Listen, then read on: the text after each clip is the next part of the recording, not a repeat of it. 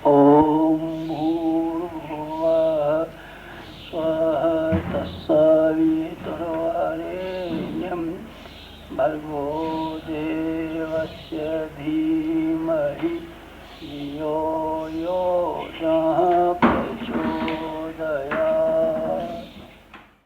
Japan में एक छोटा सा छोकरा उसके जी में आया कि कमाते खाते तो सभी हैं, एलडीसी और यूडीसी कर्ज बनने की तमन्ना तो हर एक के जी में है, लेकिन मुझे एलडीसी यूडीसी कर्ज बनने की अपेक्षा मुझे कुछ बेहतरीन काम करना चाहिए। क्या मनुष्य का जीवन बेहतरीन कामों के लिए पैदा हुआ है, इसलिए मुझे उन्हीं कामों के लिए अपनी जिंदगी को लगा देना चाहिए। जी में आया जापान का गांधी का दावा। इसी वजह से हिंदुस्तान में महात्मा गांधी की तस्वीरें बहुत सही नहीं है और जगह जगह पर हम महात्मा गांधी की जय बोलते हैं। सारे का सारा जापान एक ही आदमी की जय बोलता है, तो उस आदमी का नाम है कागावा। एक छोटा सा विद्यार्थी जिसके मां मर चुकी थी और बाप दोनों के देहांत हो गए थे, अकेला बच्चा रह गया। क्या करना चाहिए? हमारे आपके जैसा आदमी होता तो ये ख्वाब देखता, ब्याह करना चाहिए और बच्चे पैदा करने चाहिए और नौकरी करनी चाहिए और किराए का घर लेना चाहिए और सिनेमा देखना चाहिए और बीवी के लिए जेवर बनाने चाहिए। बस इतनी ख्वाहिशों में सारी की सारी जिंदगी खत्म हो जाती अगर हमारे आपके जैसा ही घटिया आदमी जापान का गांधी कगावा रहा होता। कगावा की तमन्ना वो जो आध्यात्मिक मनुष्यों की होनी चाहिए। उसने कहा मुझे जापान की सेवा करने के लिए भगवान ने भेजा और मनुष्य जीवन का सबसे बड़ा उत्तम उपयोग सेवा करना। गांव गया, मोहल्ले में गया, उसने वो गंदा वाला मोहल्ला देखा जहाँ कोढ़ी रहते थे, बीमार रहते थे, शराबी रहते थे, ज्वाली रहते थे, निकम्मे लोग रहते थे, वेश्याएं रहती थी और रोज फूल खच्चर होते थे और रोज गाली गलौज होती थी और सारे के सारे लोग एक बड़े नरक में डूबे पड़े थे। जापान का गांधी कहा वहां गया, उस मोहल्ले में जाकर के अपनी झोपड़ी बना ली और उन्हीं निवास करने लगा और उन लोगों के पास किसी को पिताजी कहता, किसी को ताऊ जी कहता, किसी को भैया जी कहता, किसी को बच्चा जी कहता। सारा दिन उन्हीं के पास लगा रहता, उन्हीं की सेवा करता, बीमारों को उठाकर के अस्पताल ले जाता, जो दूसरी बीमारियों में पड़े थे उनकी दूसरी सहायता करता। सारे दिन सहायता, शाम को जाता, 2 घंटे ट्यूशन करता, 50 रुपया महीना कमा करके ले आता। बस वही उसकी गुजारे की धन, वही उसका गुजारे का धन और उसी गुजारे के धन के द्वारा कागावा सारे के सारे गांव की सेवा करने लगा। सारे के सारे गंदे लोगों की सेवा करने लगा। गंदे लोगों की सेवा देख करके एक छोकरी एक दिन उसके साथ आई। आप कागावा कहाँ जाते हैं? ट्यूशन पढ़ाता था सुरेश जी को। उन्होंने कहा मैं तो गंदे मोहल्ले में रहता हूँ और जो दुखी और दर्द उन्हीं में तो भगवान है। भगवान हाथ पसारता है और ये कहता है मैं दर्द के पिछड़े हुए लोगों के रूप में हूँ, मैं अज्ञानियों के रूप में हूँ। आओ जिसके भीतर भगवान है मेरी सेवा करे, सहायता करे। तो मैं तो भगवान को गंदे वाले मोहल्ले में देखा और मैं वही सेवा करने के लिए चला गया। और उस छोकरी ने कहा तो हमें भी मौका मिलेगा क्या चलने का? उन्होंने कहा तुम भी कर सकती हो। बस वो भी गई और फिर जापान के गांधी कगावा को देखा, फूस की झोपड़ी में पड़ा हुआ और देखा एक चटाई बिछी हुई और देखा सारे दिन गंदे लोगों की सेवा करता हुआ। गंदे लोगों के लिए सेवा करते हुए देखा। उस छोकरी ने कहा तुम्हें क्या मजा आता है? उन्होंने कहा इस मजा को और आनंद को चख सकना हयाली का काम नहीं है, क्योंकि हयाली इंद्रियों का गुलाम है, क्योंकि हयाली वासना और तृष्णा का गुलाम है। इसीलिए उसको जरूरत चाहिए, चीजें चाहिए। ये आनंद जो त्याग का आनंद है, सेवा का आनंद है, जो महात्मा का आनंद है, किसी भगवान के ही हिस्से में आया है और वो भगवान न हूं जो सेवा करने अपने जीवन को लगाए हुए हूं। और छोकरी ने कहा तो मैं भी आपके साथ 2-5 दिन रहूं? उन्होंने कहा तुम भी मेरे साथ 5 दिन रह सकती हो। 2-5 दिन उसके साथ वो रही। उसने कहा ये आनंद का जीवन, ये स्वर्ग जैसा जीवन, इसका सेवा का समय है, मैं भी अपना दिल इसी काम में लगाना चाहूंगी। और कगावा ने कहा मेरे पास कहाँ है धन, मेरे पास कहाँ है दौलत, मेरे पास कहाँ है साड़ियाँ, मेरे पास कहाँ है पलंग, और तुमको भी किस तरीके से तुमको तुम्हारे साथ साथ रहो और मेरी जीवन संगी बन करके रहो। मुझे तुम्हारा प्रस्ताव नामंजूर है, क्योंकि मैं तुम्हारी सुख सुविधाओं के लिए क्या कर सकता हूँ? अपना पेट पालने के लिए ही मेरे लिए मुश्किल है। उन्होंने कहा पेट तो कुत्ते भी पालते हैं, पेट तो बंदर भी पालते हैं, पेट तो चींटियां भी पालती हैं, पेट तो मक्खियां भी पालती है। पेट पालना भी कोई बड़ी समस्या है क्या? मैं तो सेवा करूंगी आपकी तरीके से। और जो ऐसा महान मानव है जिसको भगवान कहना चाहिए और देवता कहना चाहिए, उसके चरणों को धोकर के पीऊंगी। उस लड़की ने कहा ग्रेजुएट छोकरी, और वो भी साथ साथ हो। और मित्रों, वो जापान का बड़ा बड़ा काम होने लगा, समाज सेवा का। अब मैं क्या कहूँ आपको, अंत उसकी लंबी कहानी में कहाँ तक कह सकता हूँ। बस अंत में ये हुआ, उस जापान का गांधी कहा हुआ, हर आदमी ने कहा भगवान है जिंदा। कहाँ है भगवान जिंदा? कहवावा के रूप में। कहवावा कौन? जो सेवा के लिए अपने आप को उत्सर्ग कर सका, उसका नाम भगवान है। लोग आए भगवान का दर्शन करने के लिए, लोग आए भगवान के चरणों पर श्रद्धांजलि चढ़ाने के लिए। और मित्रों, कहवावा जापान का गांधी, जापान के कितने समाज सुधार कर सका, जापान की गवर्नमेंट को कितना प्रभावित कर सका, जापान की जनता के हृदय पर अपनी कैसी छाप डाल सका। छोटा वाला मामूली वाला विद्यार्थी, जिसकी माँ थी न बाप, जिसके पास मकान थे न जायदाद। महानता मनुष्य के भीतर जब आती है तो भगवान की दौलत और भगवान का प्यार और भगवान का सहयोग अनायास मैंने कहाँ से बसता हुआ चला जाता है। एक और हिंदुस्तान के आदमी का किस्सा सुना, एक और हिंदुस्तान के आदमी का किस्सा सुना हूँ। एक आदमी राजस्थान का 22 साल का छोकरा, 23 साल का छोकरा, और वो स्कूल में अध्यापक, संस्कृत में मध्यमा तक पढ़ा हुआ, और उसके 4 साल ब्याह को हुए। उसकी बीवी का ब्याह हुआ, उसका ब्याह हुआ 22 साल की उम्र, उसकी लड़का देहांत हो गया। 4 साल ने देखा, 4 साल ने देखा, अपनी बीवी का ख्याल आया, बीवी की याद आई तो कलेजा थाम करता गया। आपको और हमारा बीवी का देहांत हो जाता तो पहले दिन से विचार करते और मरने से पहले ही कि इसकी दोबारा ब्याह कहाँ से करना चाहिए और दूसरी औरत कहाँ से लानी चाहिए। हमारी आपकी तबीयत और उस आदमी की तबीयत में आया जिस महिला ने मेरे जीवन में केवल 4 साल इतने आनंद और उल्लास के साथ व्यतीत किए, उसका एहसान मुझे किस तरीके से चुकाना चाहिए। महान व्यक्तियों के सोचने का ढंग, मुझे उसका क्या एहसान चुकाया जाना चाहिए, मरने के बाद क्या एहसान चुकाया जा सकता था। हमारे आपके जैसा होता तो गया जी में चला जाता और आटे के गोले पिंड बना करके उसकी छाती पर रखता और कहता ले कच्चा आटा खाएगी। वो कहती बाबा कच्चे आटे से तो पेट में दर्द हो जाएगा, कच्चा आटा ही खा। उन्होंने कहा बाबा रोटी तो बना करके लिया, वो रोटी में सातों बना कर लिया, नहीं तो कच्चे आटे की पिंड खा। कच्चे आटे की पिंड खिलाता पागल, हमारा आपका जैसा पागल आदमी होता था। लेकिन उसने कच्चे आटे की पिंड आदमी ने खिलाने की रक्षा दूसरे तरीके अख्तियार किए और उसने वहां से आ गया जिस गांव में 16 महिलाएं। उस गांव के लोगों से आप लोगों का एहसान मेरे ऊपर और आपके छोकरी का एहसान मेरे ऊपर। भगवान के भक्त ये लोग कहते हैं कि एहसान उनके सारे समाता है, और निकम्मे आदमी ये लोग कहते हैं कि मेरा एहसान औरों के ऊपर है, मेरा एहसान औरों के ऊपर है। जिस आदमी का ये ख्याल है बहुत ही घटिया छोटा आदमी, और इस आदमी का ये ख्याल है असंख्य लोगों का, मेरे माँ का और मेरी बाप का और सारे समाज का एहसान मेरे ऊपर है। उस आदमी को ये मानना चाहिए कि बड़ा आदमी भगवान का एहसान इस आदमी के ऊपर है, उस आदमी को बड़ा आदमी मानना चाहिए। जो यह लोग कहता है कि भगवान के बहुत एहसान मेरे ऊपर है, और जो इस बात का अनुभव कहता है गुरु हाँ 3 माला जब करते करते 1 महीना हो गया तो क्या हुआ, अभी भैंस का दूध तो उतना ही 4.5 से 5.5 से नहीं हुआ। और जी हाँ, और जब हमें एक नौकरी में तरक्की नहीं होती, महाराज कुछ ऐसा हमारे पता है गायत्री माता नाराज हो गई है और 1 महीना में भी तरक्की नहीं हुई तो क्या करना चाहिए। अब तो बड़ा गजब हो गया और गायत्री माता को ध्यान नहीं देती, और आपने भी मंत्र बता दिया था, बेकार बता दिया था, तो उससे कुछ फायदा नहीं होता। अब मैं क्या कहूँ, मैं यही कह सकता हूँ बेटा एक काम कर, एक लोहे की सुराख गर्म करके ला और आचार्य जी के चुपका दे, चुपका दे।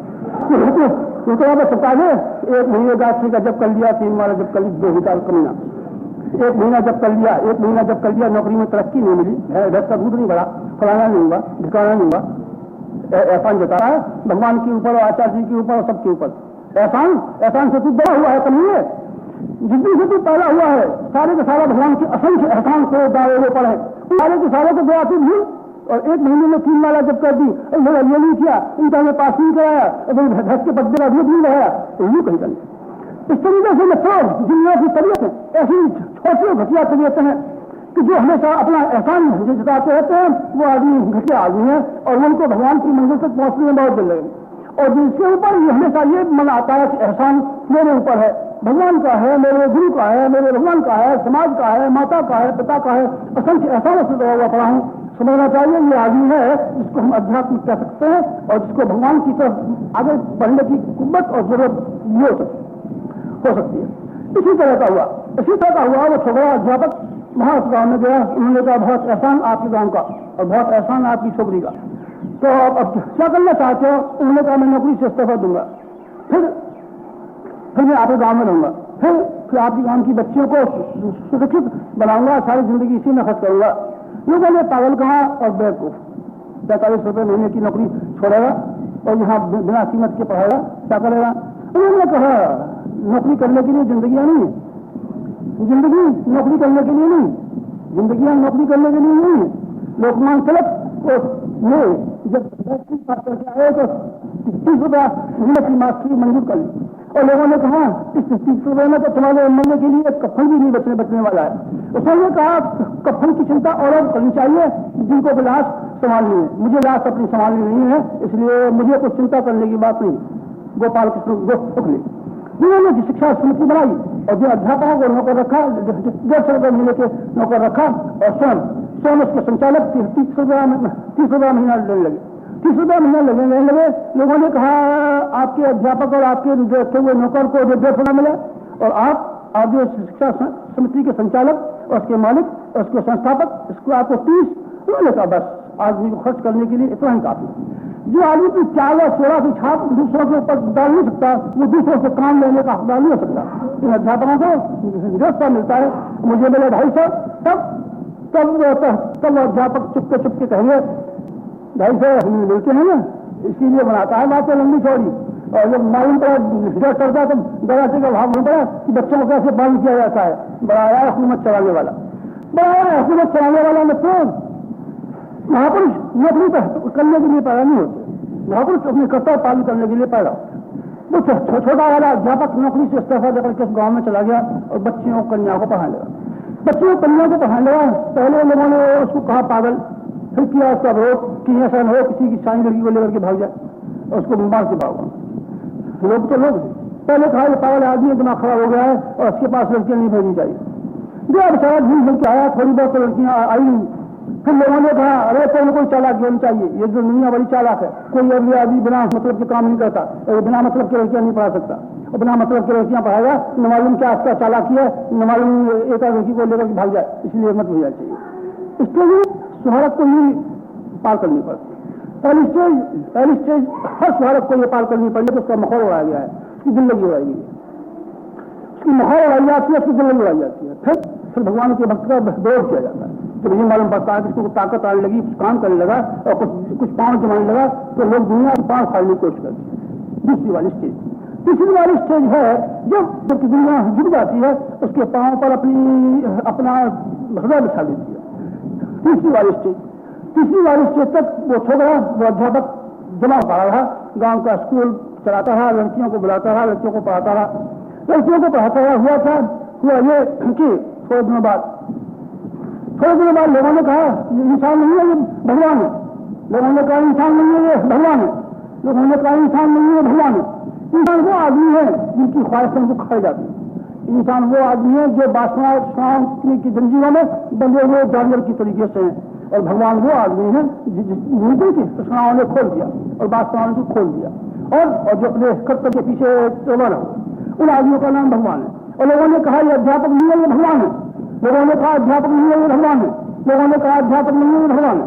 और भगवान के लिए लोग अपने हृदय के सारी चीजें उठा करके लाए। उसके गांव के स्कूल के लिए कच्ची इमारत बनाएगी, पक्की इमारत बनाएगी, उसके रहने के लिए जमीन पर पड़ा था चाई पर, उसके लिए चारपाई लाएगी, फटे टूटे कपड़े बनाने पहन के रहता था, उसके लिए कुत्ते बनवाएंगे, कपड़े बनवाएंगे।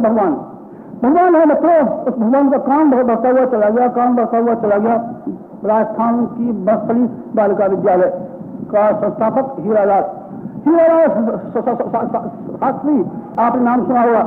जब हिंदुस्तान में पहली बार स्वाद गया, लोगों ने कहा इसका प्रधानमंत्री किसको बनाया जाए, उन्होंने कहा भगवान को बनाया जाए।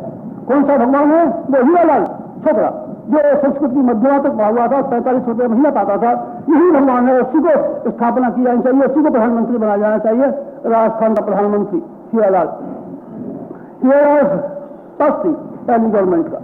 ये आपको मैं किससे सुना रहा हूँ, कहां की कहानियां कह रहा हूँ, आपको दृष्टांत दे रहा हूँ नहीं, मैं दृष्टांत दे रहा हूँ। मेरी परंपरा ऐसा आप सुना रहा हूँ कि जो भी व्यक्ति जिन्होंने अपने जीवन में महानता के समावेश किए, वो इसी तरीके से भगवान के प्यार और भगवान की अनुग्रह और भगवान के सहयोग के अधिकारी होते चले गए। ना चीज में नासिक में मित्रों मैं अपने गुरु की आज्ञानुसार उसी बात बचता हुआ चला गया जिसको कि मैं सिखाता हूँ, आपको सिखाता हूँ। मैंने आध्यात्मिकता के सिद्धांतों को जीवन में घोल घोल करके पिया है। आप लोगों ने जवान से कहा है और कान से सुना है। जवान से कहने और कान से सुनने की चीज नहीं है। क्या हो गया ऐसा, कैसे बैठे हो तब ठीक हो गया है, क्या हुआ डॉक्टर ने दवाई बता दी, क्या नाम बता दिया, स्ट्रेप्टोमाइसिन। स्ट्रेप्टोमाइसिन क्या करना पड़ेगा, इंजेक्शन लगाने पड़ेगा। कान में सुन लिया आपने, कौन सी दवा, स्ट्रेप्टोमाइसिन। क्या सी दवा, स्ट्रेप्टोमाइसिन। ठीक, आप खरीद करके ले आए। जवान से कह रहे हैं कंपाउंडर साहब, वो कह रहे हैं केमिस्ट साहब हमें दवा दीजिए। क्या चीज, स्ट्रेप्टोमाइसिन। स्ट्रेप्टोमाइसिन दवा दे दी। अब आपने ला करके रख ली। अब आपने रखी हुई है, चौकी पर रखी हुई है, और आपने क्या काम किया, एक लकड़ी की माला उठाई।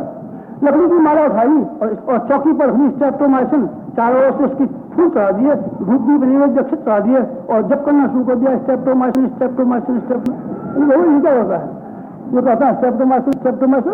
स्ट्रेप्टोमाइसिन क्या, स्ट्रेप्टोमाइसिन स्ट्रेप्टोमाइसिन सवाल संस्थान करना सवाल स्ट्रेप्टोमाइसिन का। अरे बाबा खाता है तो ये रक्षण करता है, नहीं भारत हम तो रक्षण करेंगे और खाएगा नहीं, खाऊंगा नहीं, खाऊंगा नहीं तो ऐसा बेटा चल टीवी अच्छी होने वाली नहीं, टीवी अच्छी होने वाली नहीं। टीवी होने के लिए उसको खून में शामिल करना पड़ेगा। खून में शामिल अगर स्ट्रेप्टोमाइसिन न हो तो टीवी से अच्छा होने की उम्मीद नहीं करनी चाहिए। भगवान की विचारणाएं ऐसी नहीं है कि जिनको आप कान से सुनने के बाद में अपना उद्देश्य पूरा कर सकते हो।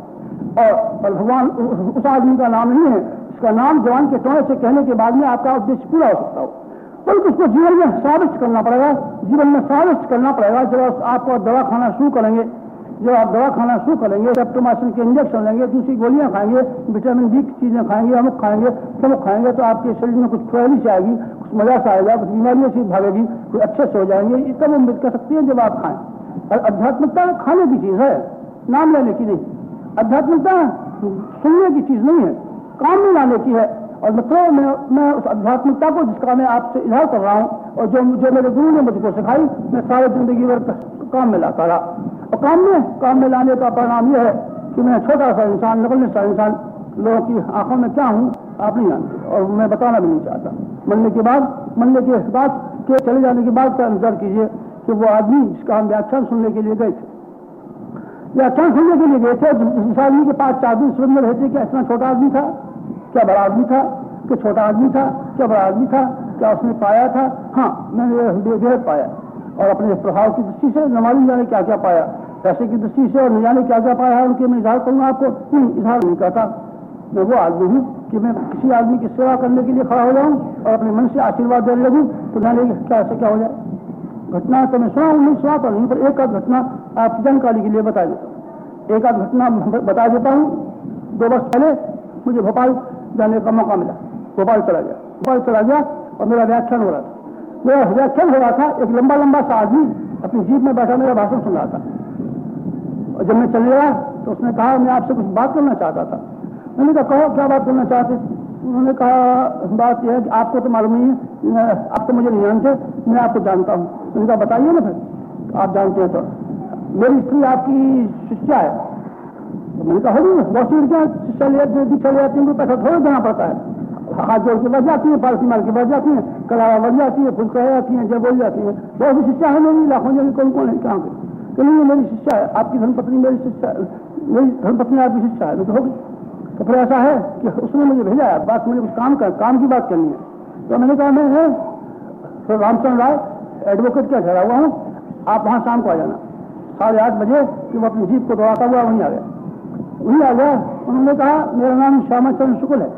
अरे मैंने कहा आपका तो नाम बहुत दूसरा रखा था, आपने देखा नहीं? मैंने कब देखा? बात यह है कि मैं इंदिरा गांधी से और कामराज से ये वायदा करके आया था कि मैं रानी सिंधिया की मिस्ट्री को उखाड़ूंगा और गोविंद नारायण सिंह को दबा दूंगा। और इसलिए मुझे द्वारका प्रसाद मिश्र के मुकाबले में उन्होंने इसका कांग्रेस पार्टी का नेता बनाया था।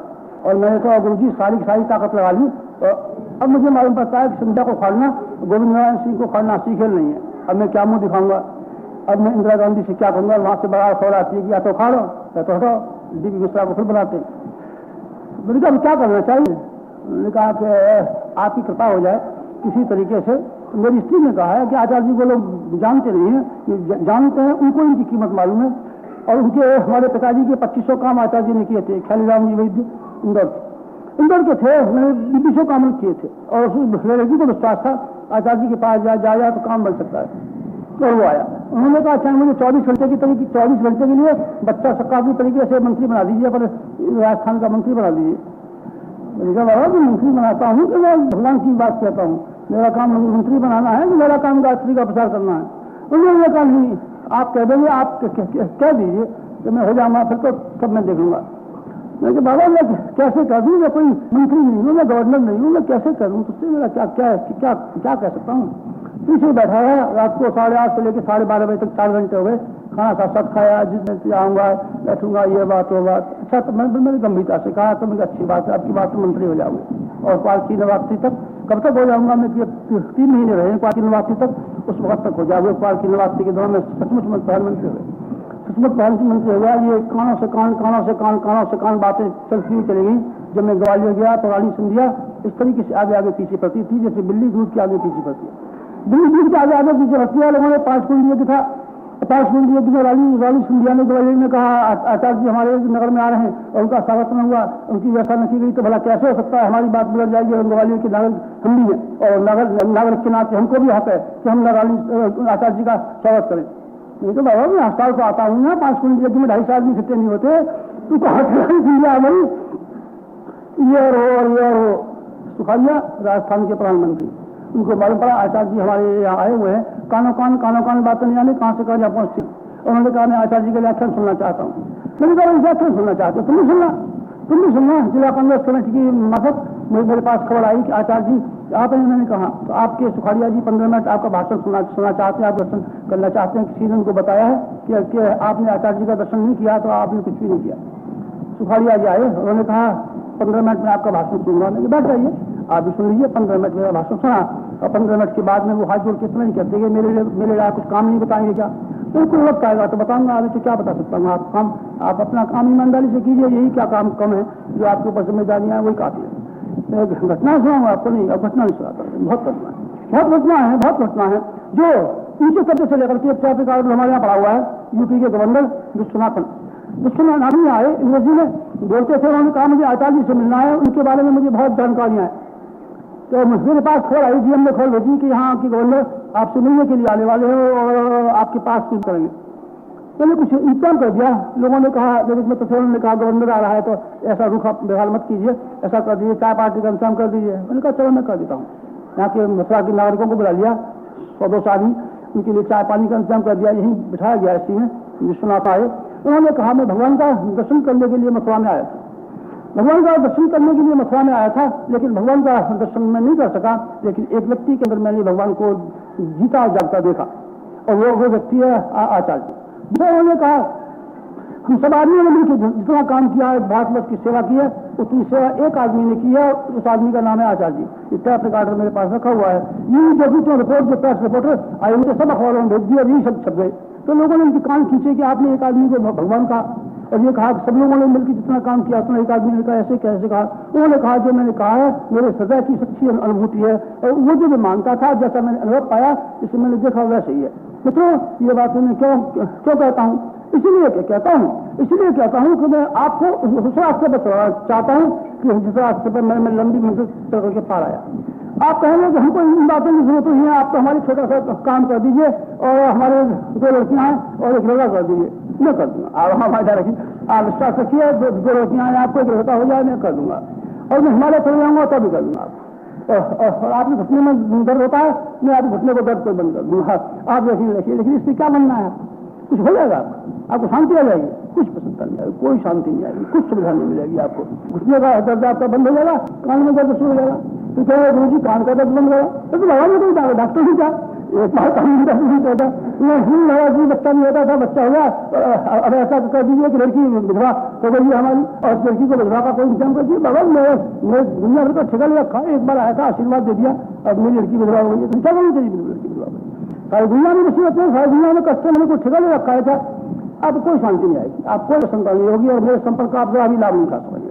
अगर आपने छोटी छोटी चीजों की तमन्ना मेरे सामने रखी और आपने वो मूल लक्ष्य अपने मन में से निकाल दिया कि जो एक ही लक्ष्य है शायद को प्राप्त करने के बाद में आदमी यहाँ हो जाता है। और आज दुनिया में क्या से क्या हो जाता है। मैं उस रास्ते पर बड़े रास्ते पर चलाना चाहता था। मैं ये नहीं चाहता था कि आप छोटी छोटी चीजों के लिए बार बार मुझसे कहें और आप नहीं कहें तो मैं पूरा कर दूंगा, क्योंकि मेरा मन बहुत ही कोमल और बहुत ही मुलायम, बहुत ही कोमल और मुलायम है। मुझे अपने दरवाजे पर आने वाले का वजन और उसका एहसान मुझे ये याद रहता। एक बार एक महिला आया और एक पेड़ के नीचे सोने लगा और उसके पेड़ के ऊपर एक कबूतर और कबूतरी सोए हुए। कबूतर और कबूतरी बैठे हुए थे। उन्होंने कहा हमारे दरवाजे पर एक महिला आ गया और उस महिला के लिए कुछ खाने पीने का इंतजाम तो करना चाहिए। कबूतर ने कहा हम तो जानवर हैं और हम इसके लिए क्या इंतजाम कर सकते हैं। उन्होंने कहा नहीं, अपने दरवाजे पर आया हुआ है और उसको खाली हाथ नहीं जाना चाहिए। तो क्या करना चाहिए? उन्होंने कहा कुछ इंतजाम अभी किए देते हैं। बस कबूतर गया, बहुत सारी घास और बहुत सारे फूटे इकट्ठे कर लाया और कबूतरी गई कहीं से जलती हुई लकड़ी उठा लाई। जलती हुई लकड़ी उठा लाई टॉर्च में देकर के, और वहां जो घास पास जल रहा था उसी में लकड़ी उन्होंने रख दी। बस आग जलने लगी तो कबूतर पहले कूदा और कबूतर के बाद दोनों के दोनों कूदे और कूद के भून करके और उनके खाने के लायक चीज बना दी। और बस जो बहेलिया भूखा बैठा हुआ था वो उठा, उसने देखा ये भगवान की बहुत दया है, ये कबूतर खाने को मिल गया कबूतरी। उसने परों को उखाड़ा और परों को उखाड़ करके उसको लिया, अच्छा वाला भुना भुनाया मांस बढ़िया वाला, जेब में से नमक निकाला और कच खा गया। तो फिर कबूतर और कबूतरी की पुरानी वाली कहानी है। पुरानी वाली कहानी है, मालूम नहीं सही है गलत है, लेकिन मैं कबूतर और कबूतरी के तरीके से हमारी धर्म पत्नी सारी जिंदगी भर यही काम करते रहे और हमने अपने दरवाजे पर आने वाले की इज्जत का, उसकी भावनाओं का, उसकी बात का बहुत ख्याल रखा है। अभी भी ख्याल रखें, आगे भी ख्याल रखें। जब तक हमको जिंदा रहना है अपनी आदत और अपने स्वभाव और अपने से बात आने वाले नहीं, यही सहायता करेंगे। आप यकीन रखिए, पर आपकी इस जरूरत को पूरा भी कर दें तो आपको क्या शांति मिल सकती है और आपका यहाँ आने का क्या उद्देश्य पूरा हो सकता है।